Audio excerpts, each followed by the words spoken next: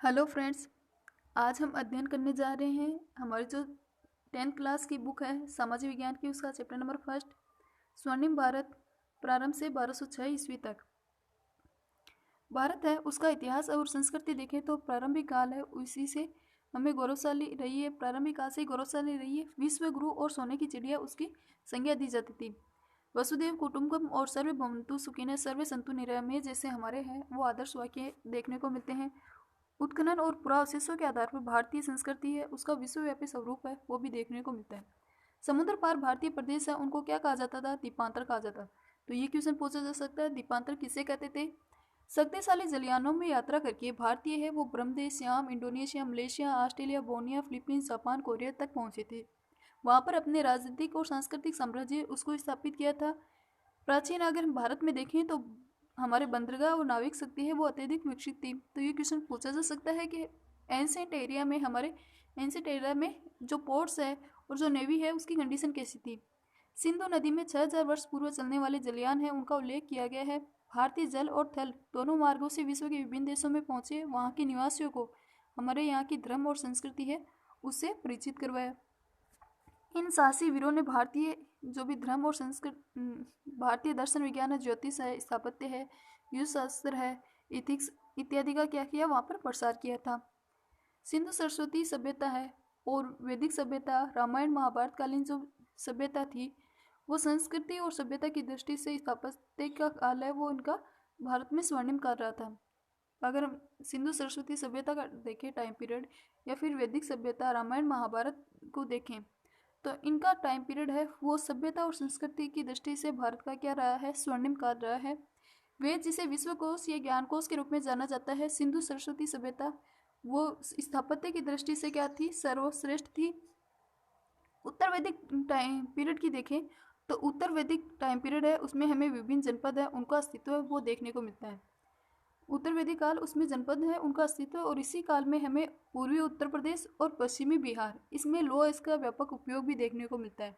लोह का व्यापक उपयोग से क्या होता है कि वहाँ का जो लोग थे उनके जीवन में चेंज आता है और वो स्थायी जीवन जीने लग जाते हैं। धीरे धीरे हमें छठी ईसा पूर्व की शताब्दी में जन के स्थान पर कौन से आ गए थे? महाजनपद आ गए थे। महाजनपद है वो विकसित हो गए थे। अगर हम ईसा की छठी शताब्दी से पूर्व देखें तो ऐसा कोई भी हमें विशाल है सार्वभौम सत्ता है वो देखने को नहीं मिलती।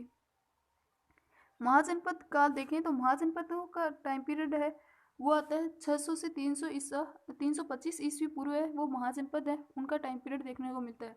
बौद्ध ग्रंथ है अंगुत्तर निकाय, इसका अकॉर्डिंग देखा जाए तो उस समय भारत में कितने महाजनपद थे? 16 महाजनपद विद्यमान थे।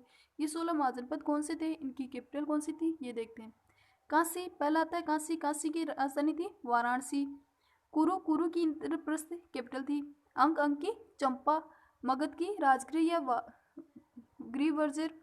वज्र की थी विदेह या फिर मिथिला। मल की थी कुशावती या फिर कुशीनारा। चेदी की थी सुक्तिमती। वत्स की कौशाम्बी। कौशल की थी अयोध्या।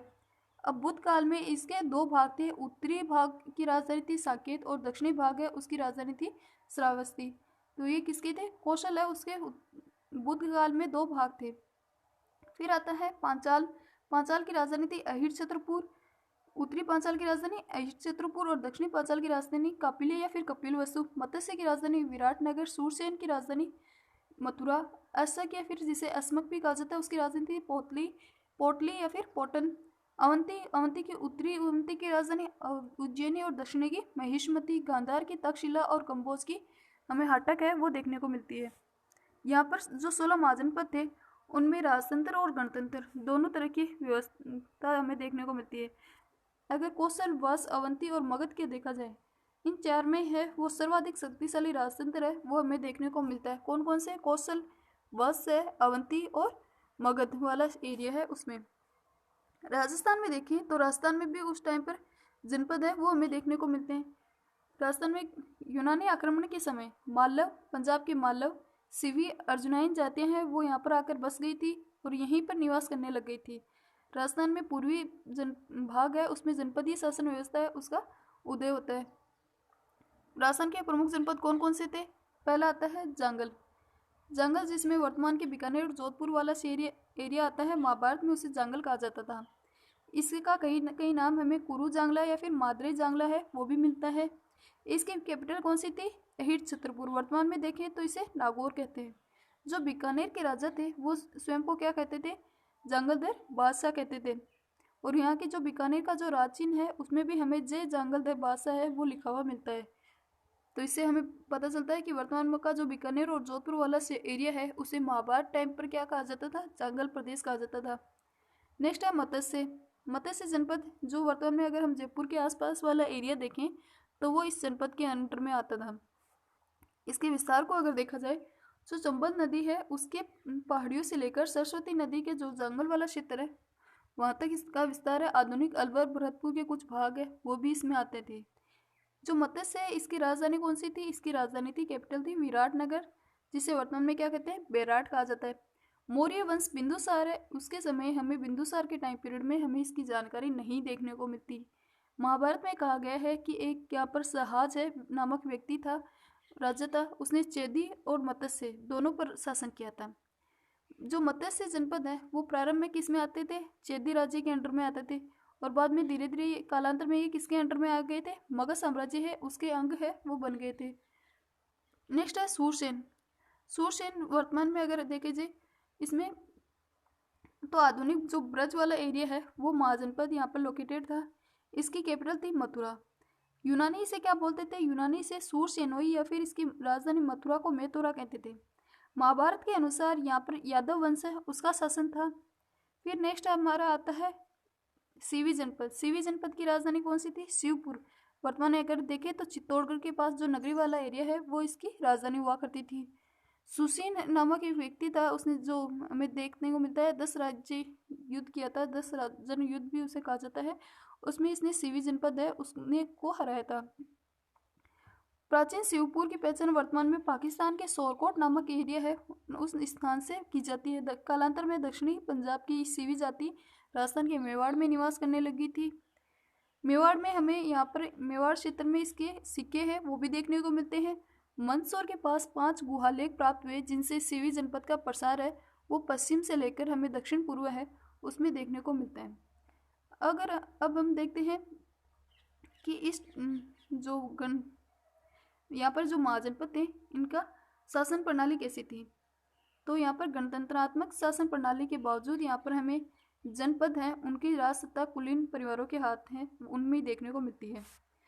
जो जनपद थे इनकी जो सर्वोच्च संस्था थी उसे क्या कहते थे? संथागार सभा कहते थे।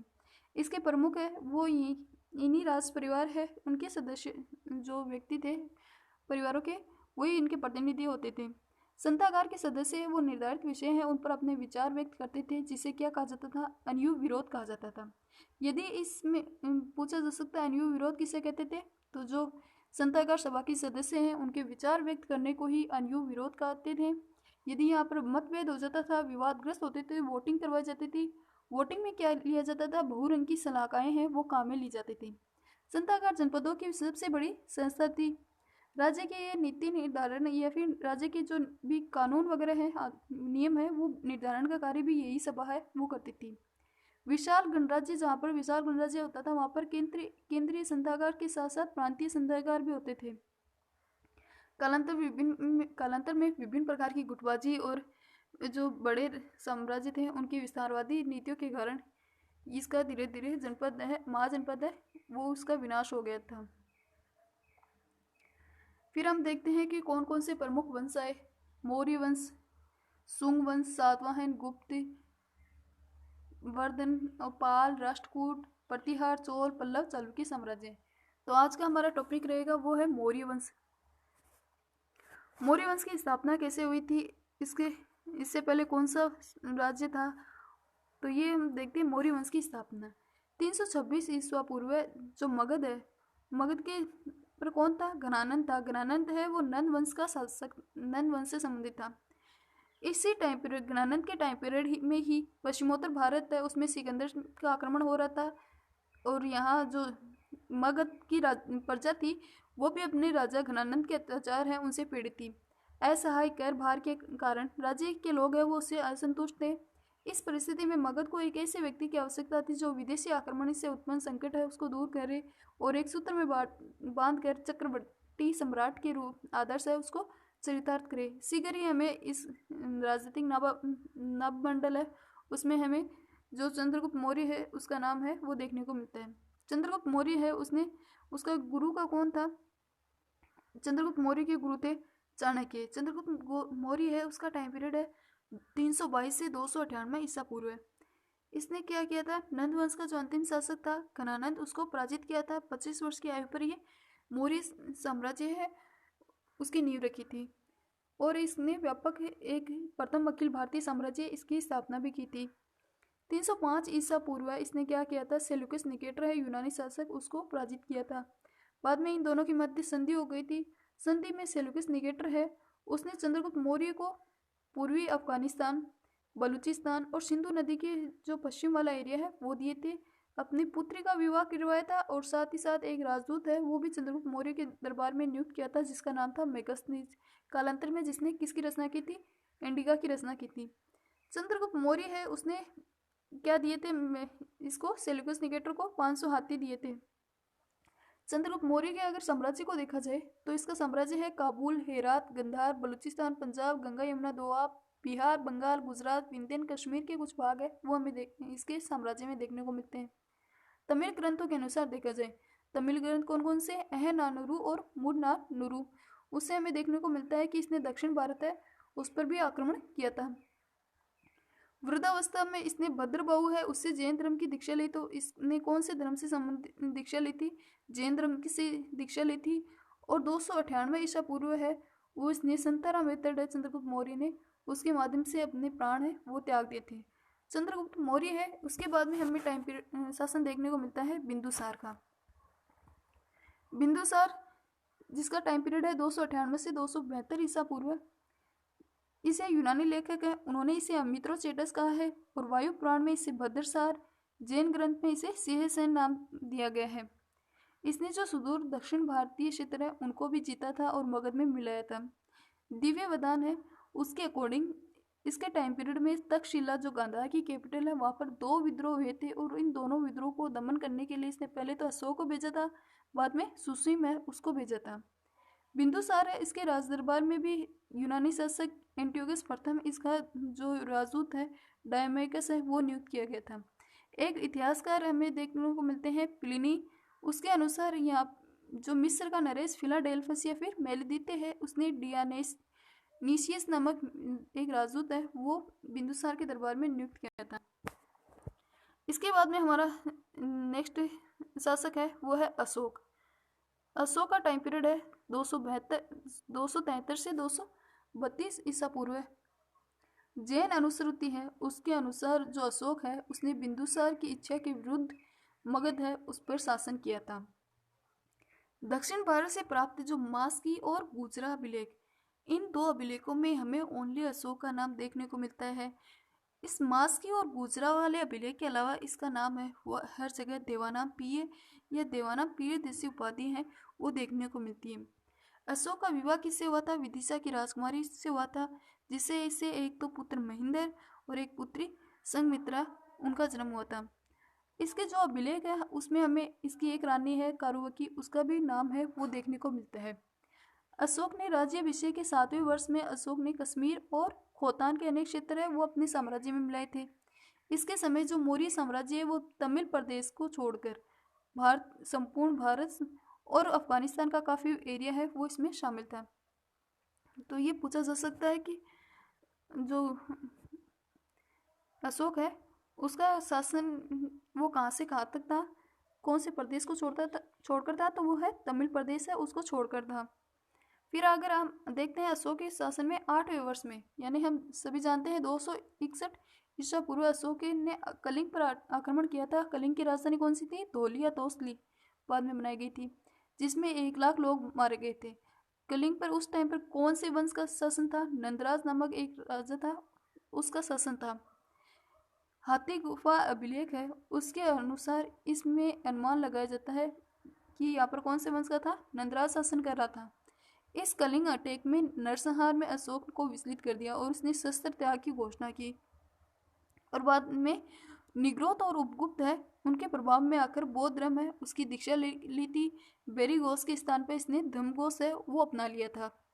बौद्ध धर्म स्वीकार करने से पूर्व कलहण की राजतरंगिणी है उससे हमें पता चलता है कि अशोक किसका उपासक था, शिव का उपासक था। तो ये पूछ सकते हैं कि कलहण की राजतरंगिणी के अनुसार जो अशोक है वो पहले किसका उपासक माना जाता है।